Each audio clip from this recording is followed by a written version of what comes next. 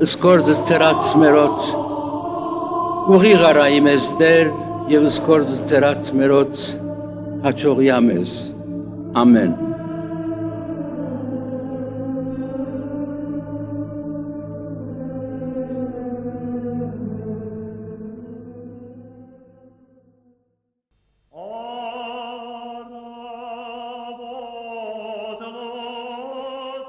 Շատ հետաքրքիր է հայոց դանթեական պոեմի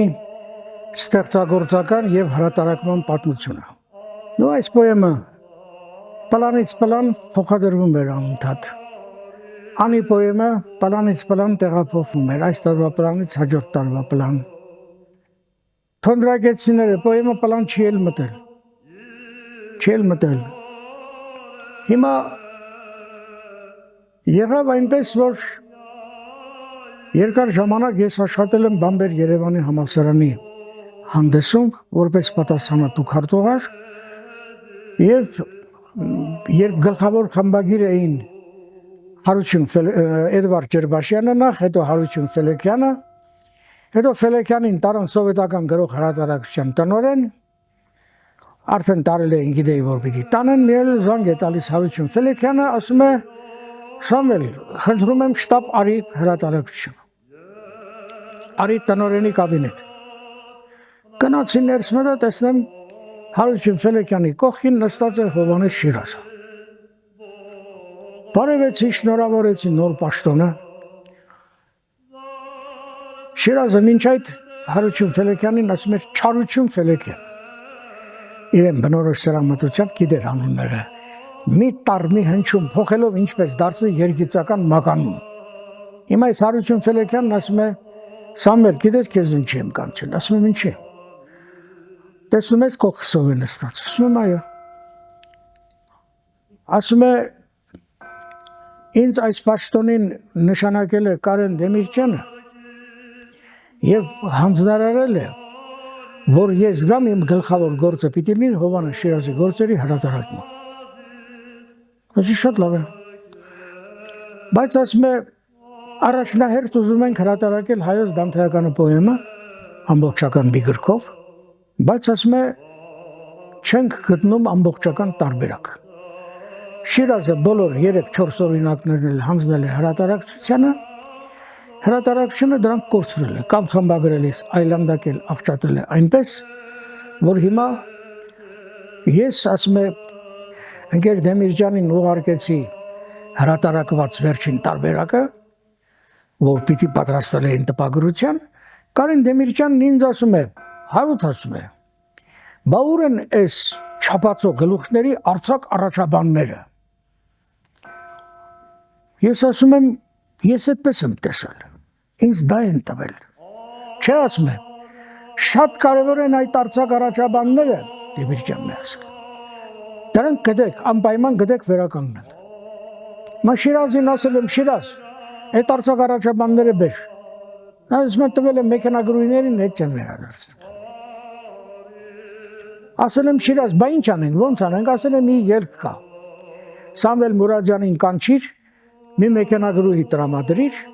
թող Սամվելը թելադրե, մեքենագրուհին տպե, վերջում ես կնայեմ կհամարենք հեղինակային գործ, հեղինակազորված գործ։ Իսկապես էլ Հարություն Ֆելեքյանը տվել է մի մեքենագրուհի տրամադրել է, ես թելադրել եմ այն ժամանակ այս համակարգիչները չկային 81 թվի դեպքա պատմածս։ Համակարգիչ չկար, բան չկար, մեքենաներով տպագրում էին գրամեքենաներով։ Մի մեքենագրուհի տպագրեց, բրցանք այդ 23 գլուխների արձակ առաջաբանները, որոնցից մեկը ենթադրենք կես է, ջե մեկը մեկ է, ջե մեկը երկու է, ջե այդպես, բայց դրանք պիտի հիշեցի բոլորը, արեցինք աշխատանքն ավարտեցինք, հետո Շիրազը որտեղ գտել էր մի ձեռագիր տարբերակ։ Բերեցինք, դրեցինք, համեմատեցինք, տեսանք, որ մի քանի հոմանիշների տարբերություն կա տավենը։ Այդքան ճշգրիտ էր։ Եվ հետո այս պոեմի մասին ասեմ նաև, որ Հարություն Ֆելեքյանը, խմբագիր Համլետ Կարճիկյանը, որ շատ ազնիվ մարդ էր, շատ օժտված բանաստեղծ էր, եւ բոլոր դեպքերում դեռ գործում էր գլավլիտը։ Կլավլիտը արգելում էր տպել այսինչը, այնինչը։ Օրինակ Հայոց Դանթոյականը պոեմը հայության ներկայի եւ ապագայի ծրագիրն էր նաեւ հենված անցյալի վրա։ Պարոնյանն օրինակ իր երգիծաբանական բառարանում պատմություն բառն այսպես է բացատրել երգիծաբանորեն։ Պատմություն գծիկ յետևդ նայ որ արջևդ տեսնիս։ Ինչքան թող պատմաբանները գլուխ պատռեն ասեն թե պատմությունը գիտություն է դեպքերի իրադարձությունների նրանց պատճառահետևանքային կապերի եւ այլնի մասին մեկ է Պարոնյանի այս ասածը ավելի ընկալելի է։ Հիմա Հայոց Դանթոյականը գրելով Շիրազը հայությանը հուշում էր թե ինչ պիտի անի ինքը հիմա ոչ թե ողբանք սքանք եւ այլն նաեւ իհարկե մեծ ողբեդա մեծ մեծագույն ողբերգություն է եւ ինքը Շիրազը անտեղի չէր գրում հայ կոտորածներ նով մտքի ցանի նա է թշնամին նոր Հայաստանի թող այսօրվա քաղաքական գործիչները սա հիշեն ես վերադառնամ մի ուրիշ խնդրի Շիրազը մեր բոլոր քաղաքագետներին դիվանագետներին մանավանդ հորդորել է հասկացրել որ տեսեք ինչ է կատարվել թուրքն հայի արնից ձեռքերը հանում աստծու արցունքի մեջ է լվանում սրբում սրբիչով ազգերի տված ցնցում լռությամբ նրանց անաստված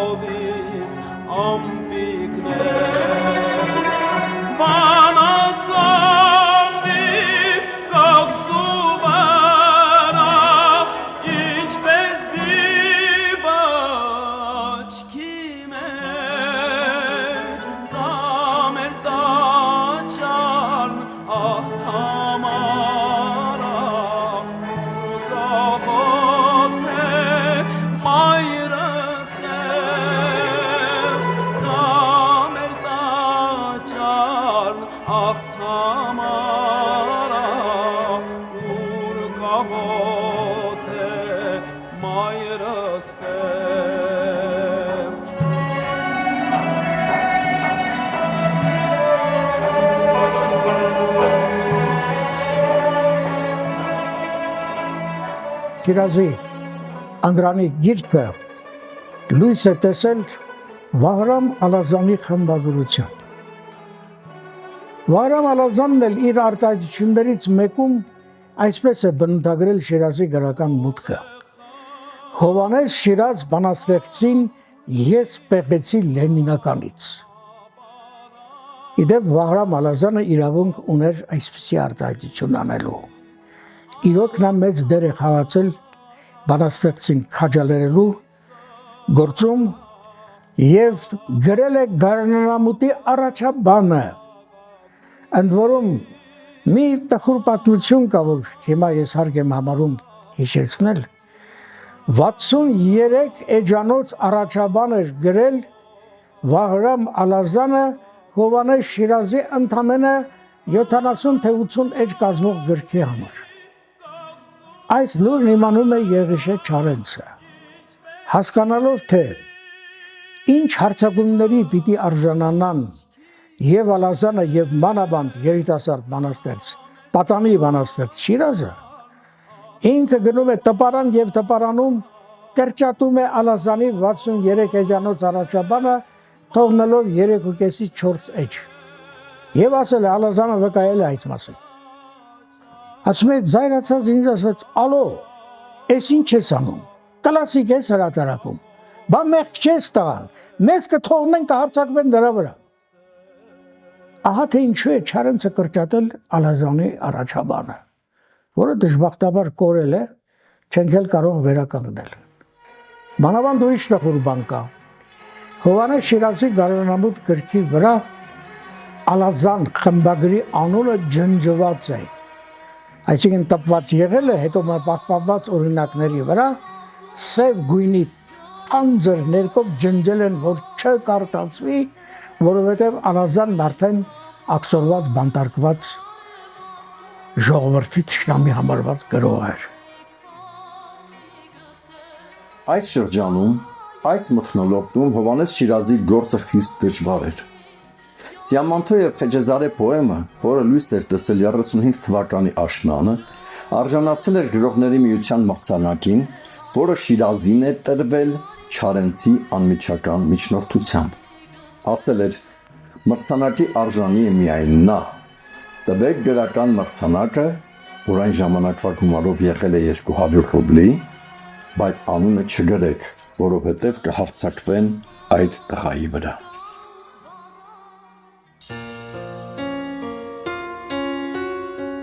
Իսկ Չարենցը շատ լավ գիտեր ինչ է նշանակում հարձակվող, ինչ է նշանակում պրոլետարական մտքով բանվոր գրողների խաժամուժի վտանգավոր հարձակում։ Միտեղ պատկերացրեք, որ լինի բանվոր Խեչո,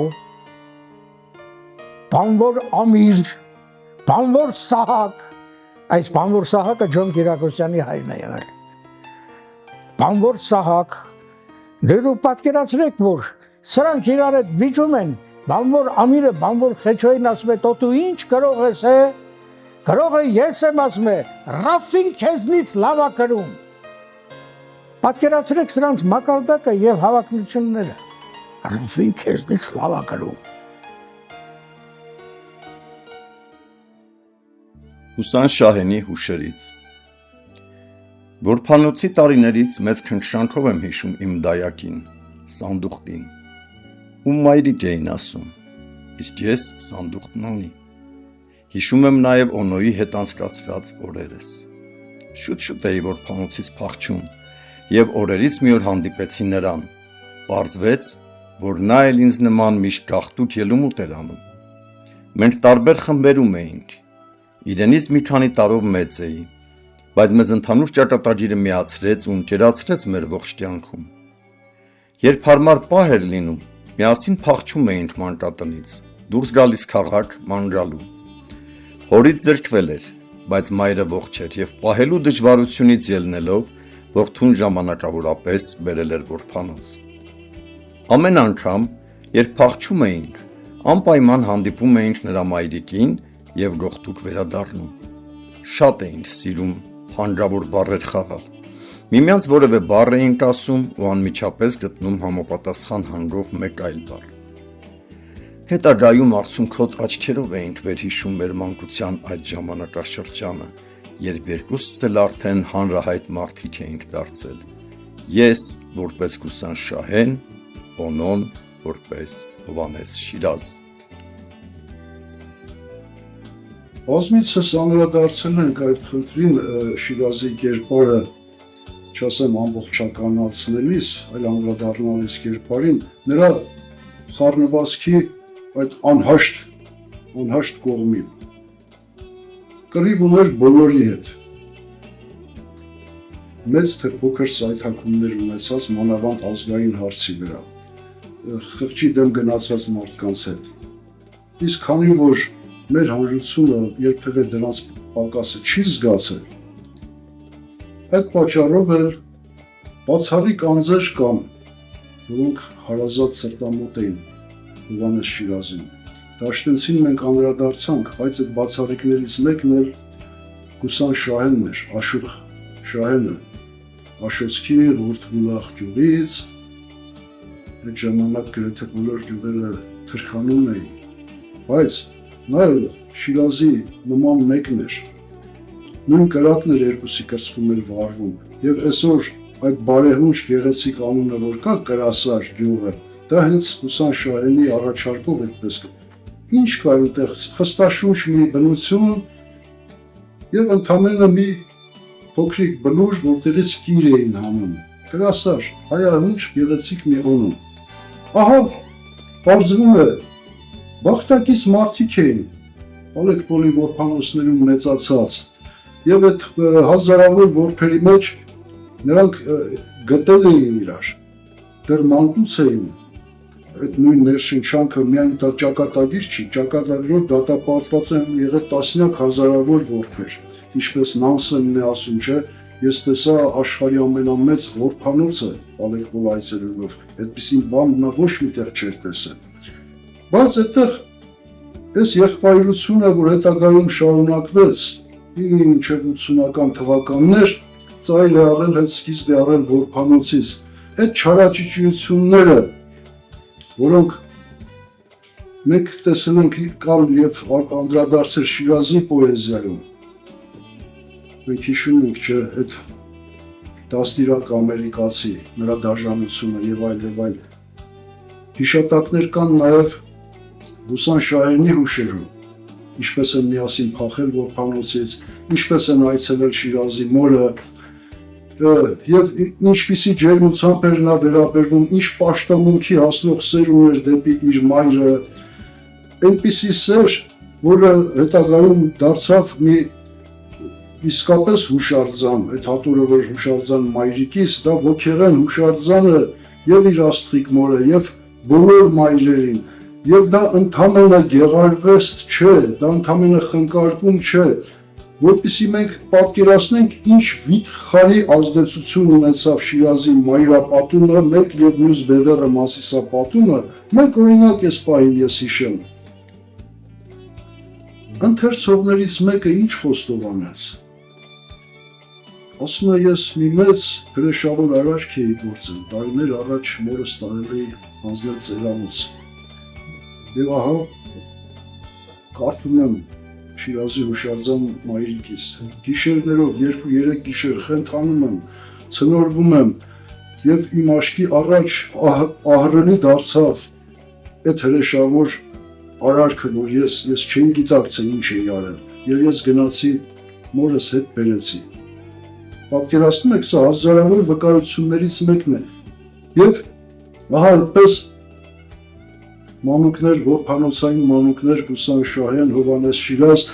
հետագայում երկուսն էլ պատկառելի, վաստակով սիրված, գնահատված ժողովրդի կողմից։ Բարի լուսով աստղերևած Բիբլիականը, որ Շիրազի մտքի հզորագույն թռիչքներից մեկն էր, Ավետիք Իսահակյանը այդ պոեմը գնահատեց որպես փիլիսոփայական մեծ տաղանդի գործ, խորիմաստ բիբլիական անվանեց այդ գործը, որտեղ մարդու հզորագույն ուժը փառաբանող Հովհաննես Շիրազը հայության հառաչն ու մռունչն էր արձարծում ամբողջ աշխարհին ցույց տալով հայության կորուստները, հայության ներկա ցավերը, հայոց մեծ կորուստներն ու ողբերգությունը, բայց նաև հայոց անկասելի ուժը։ աշխարհն ինչ է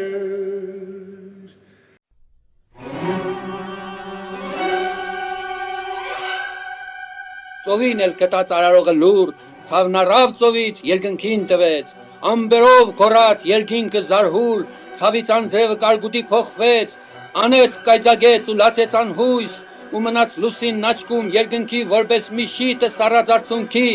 իսկ հավերժական ցավից հալածված, աստղերն այն նորից ասուբներ դարձած, թռան ու մեռան իրար գերկի մեջ, եւ դարեր ցավը երկնքում մնաց, ցրեց աստղերի դաշնությունը պերճ։ Ու ցավն առնելով արարողնելի խորհում էր, ում տար, որ կետ մի գիշեր, անխռով տաներ պարգև նահալի, որ ավաղ ինքն էլ չէր կարող տանել։ Սոսկաց թե ցավը կմնա իրեն,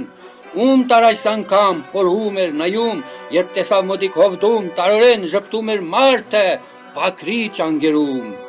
մարդ, որ դեռ վակր էր վայրի քարայրում։ տեսավ խաղաղվեց խռովյալ ոգին եւ ասաց նոքսա կարող է տանել ու մարդուն տվեց վիշտը երկրային եւ ինքը թեթև սլացավ եթեր եւ ծնվեց մարդու դեռ վայրի սրդին ցավի զգացումն եւ ահը մահվան եւ մարդն այդ հետ նայեց վակրին սրելով աչքը ժանեկի նման այդ ցավն էր մարդու աչքերը բացեց եւ մերկ ուղեղը զգեցած ահով զգաց որ մահն է վիշտն ամենամեծ եւ կռվի ելավ մահվան թեմ մահով գերեզմանի թեմ տնելով մանգան ոսկի օրոցքը իր հույսն օրորեց իր մահը դարձրեց գոյի հոլովում ու սերնդաշար ապրեց վերստին տանելով դժնի վիշտը մոր մահվան դիմացավ որդոց անհետ կորստին տարավ դառնանուշ տանջանքը սիրո տոգած բնության խոլ աղետներին ու լցված կյանքի ծարավուտ սիրով դիմացավ այրող վերքերի ցավին բայց իր թույնի հետ վիշտն էլ մեղր ունի եւ առագաստը բացեց մտածման վիշտը մեծ դայագն իր մանուկ մտքի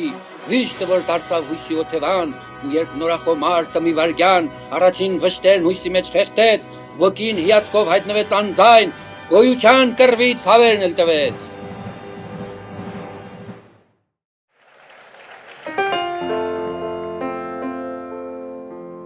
Պատմում են 1977 թվի դեպքը։ Մոսկվա կինոթատրոնի մոտակայքում հանդիպեցինք կինոռեժիսոր Արավ Վահունու։ Սուրեն Վահունու որդին էր։ Շիրազը շատ անմիջաբար սրան էլ ասաց. Արայիկ ջան, ես քեզի Արայիկի շապ կսիրեմ։ Ես էլ դերքուս վիրավորվեցի տես բոլորին Արայիկի չափ սիրում է ինքը ինձ էլ հետները։ Չէ, ասաց, չնեղվես, Արայիկը լավ տղա է, հոր նման չէ։ Արայիկն ու հերը տարբեր մարդիկ են։ Իհարկե Սուրեն Վահունն էր։ Սուրեն Վահունին էլ շատ սրամիտ հրապարակախոս էր։ Շատ տաղանդավոր մարդ։ Հիմա Արայիկին ասում է, Արա ջան, գիտես, հորդ մասին լավ գիրք է լույս տեսել։ Շատ շքեղ հրատարակություն է, սուպեր շապիկով, գունավոր ներդիրներով եւ հորդ կենսագրությունը բացահայտող լավագույն բնորոշումներով։ Հորդ մասին այդպիսի գիրք լույս չի տեսել։ Դու ինքդ հորդ լավ չես ճանաչում։ Գնանք ես պատվիրել եմ այդ գիրքը։ Գիրքը տամ քեզ, դու ճանաչիր ով է հայրդ։ Դու թող հայրդ էլ կարդա ինքնաճանաչողությունը զարգացնի։ Ու գնացել ենք հրապարակի վրա գտնվող գրախանութը Այնտեղ Արփիկ անունով մի իջևանցի գրավաճառ կար։ Շիրազն իմիջիալոց բոլոր անծանոթ կանանց Անուշ էր ասում։ Անուշ ջան, Անուշիկս, Անուշս, ասեց Անուշ ջան, մի գիրքը բերես։ Այս Արփիկը գնաց գիրքը բերեց։ Փաթեթավորված գիրք է։ Շիրազը դուբի ասի նախապես վճարել է եւ այլն, սպասում է հարմար առիթի, հիմա էլ առիթը մոտեցել է։ Հիմա գիրքը հանձնելուց առաջ ասում է Արա ջան, չմոռնաս։ Սիկ հորդ կենսագրությունն է, լավ կկարդաս, հորդ էլ կտաս թող կարդա ինքնաճանաչողությունը զարգացնե, ոչ միտեղ հորդ մասին այսքան ճշգրիտ բաներ գրված չեն։ Ասեց կարել է տեսնեմ ես ինչ գիրք է, ասեց բացարա։ Բացենք, թղթա փաթեթը բացելուց հետո դուրս եկավ ինչ, 2 հատոր գիրք, Հայաստանի թունավոր օձերը։ Ծիծաղեցինք մենք բոլորս։ Հիմա անցել է դրանից մի շաբաթ Շիրազը մի օր ասում է, գիտես ասում է, Սուրեն Վահունուն տեսա, իրեն էլ էր դուր եկել սրամտությունս։ Հերվից ասում է, մրողների տանը գրողների տուն չեր ասում, մրողների տանը տեսավ, ժպտաց ինձի, ես էլ ասում է, իրեն ժպտացի այդ բարևի նշան էր, հաշտության նշան, տարիներով խռով էինք, չէինք խոսում ասում իրան հետ։